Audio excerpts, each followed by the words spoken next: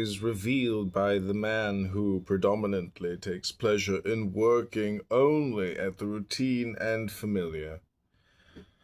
who is inclined to enjoy working in a semi-days, who sees happiness and freedom from challenge or struggle or effort, the soul of a man profoundly deficient in self-esteem, to whom the universe appears as unknowable and vaguely threatening,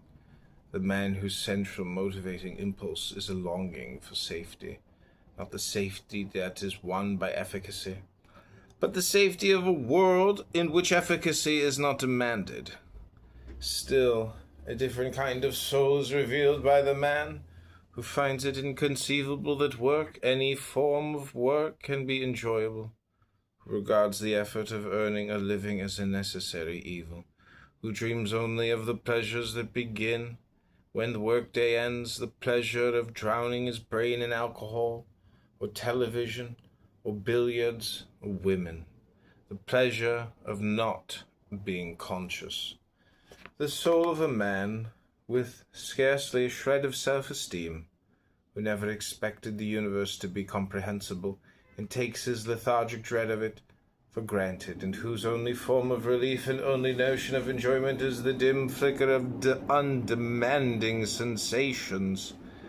Still another kind of soul is revealed by the man who takes pleasure, not in achievement but in destruction,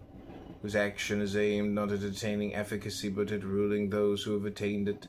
The soul of a man so abjectly lacking in self-value and so overwhelmed by terror of existence that his sole form of self-fulfillment is to unleash his resentment and hatred against those who do not share his state,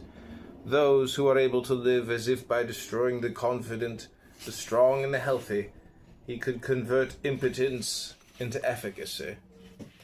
A rational, self-confident man is motivated by a love of values and by a desire to achieve them. A neurotic is motivated by fear and by a desire to escape it. This difference in motivation is reflected not only in the things each type of man will seek for pleasure, but in the nature of the pleasure they will experience. The emotional quality of the pleasure experienced by the four men described above, for instance, is not the same. The quality of any pleasure depends on the mental processes that give rise to and attend it, and on the nature of the values involved. The pleasure of using one's consciousness properly and the pleasure of being unconscious are not the same,